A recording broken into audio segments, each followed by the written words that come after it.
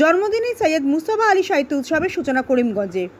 1904 সালে ঠিক আজকের দিনেই এই করিমগঞ্জ শহরেই জন্মেছিলেন বাংলা সাহিত্যের অন্যতম কবি, প্রাবন্ধিক, রম্য লেখক সৈয়দ মুস্তফা আলী। তার জন্মদিন উপলক্ষে বরাক উপত্যকা বঙ্গ সাহিত্য সম্মেলনের করিমগঞ্জ শহর কমিটির ব্যবস্থাপনায় আজ স্থানীয় বিপিন চন্দ্রপাল স্মৃতি ভবনে সৈয়দ মুস্তফা আলী সাহিত্য উৎসবের সূচনা হয়। প্রদীপ প্রজ্বলনের মধ্য দিয়ে অনুষ্ঠানের সূচনা করেন সংস্থার কেন্দ্রীয় কমিটির সভাপতি রাধিকা রঞ্জন চক্রবর্তী। সঙ্গে ছিলেন শহর সমিতি সভাপতি অরবিন্দ পাল, করিমগঞ্জ কলেজের বাংলা বিভাগের অধ্যাপক বিশ্বজিৎ ভট্টাচার্য, সংস্থার সম্পাদক নন্দকিশোর বণিক প্রমুখ। শুরুতে স্বাগত ভাষণ রাখেন নন্দকিশোর বণিক। এরপর সৈয়দ মুস্তফা আলীর জীবন ও সৃষ্টি নিয়ে খুব সুন্দর বক্তব্য রাখেন অধ্যাপক বিশ্বজিৎ ভট্টাচার্য।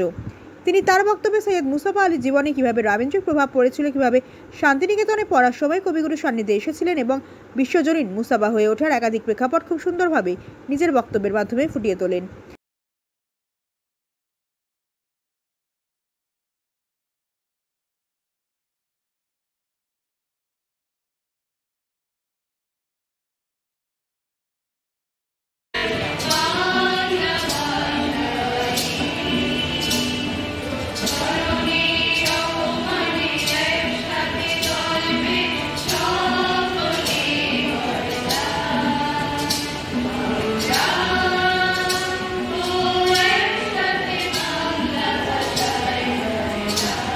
মুস্তফা আলী সাহিত্য উৎসব সবাইকে যে আজকে স্বাগত জানাচ্ছি, এটা আমি সৌভাগ্য।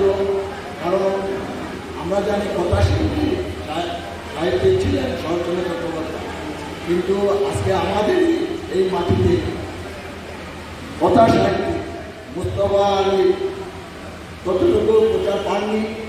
আমরা সেটাকে সবার সামনে গড়ে তোলার চেষ্টা করছি বিভিন্ন সভার মাধ্যমে, এবং আমরা কোনো জেলায় এটা চেষ্টা চালিয়ে যাচ্ছি।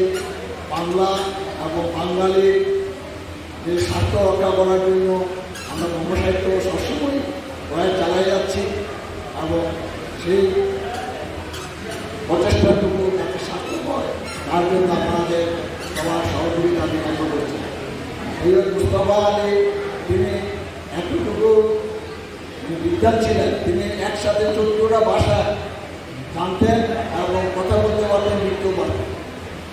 ওনার পাণ্ডিত্য তুলনা করা যায় না। আমার কোনো বক্তব্য বলবেন, আমি আমার স্বাগত ভাষণ।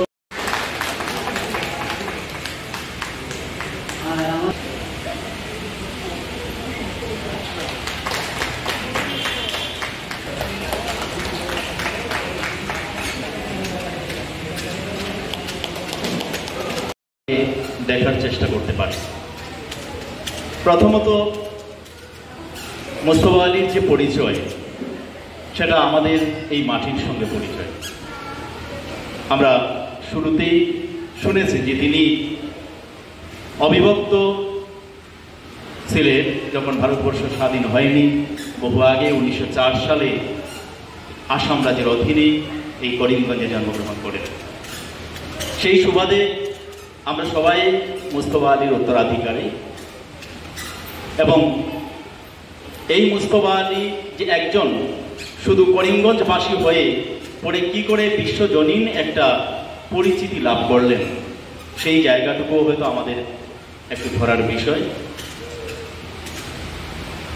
মুস্তফা আলী এই অঞ্চলে জন্মগ্রহণ করলেও আমরা দেখেছি তার পরিচয় শুধুমাত্র পরবর্তীতে করিমগঞ্জ নয়, সমগ্র বিশ্বে ছড়িয়ে পড়েছে।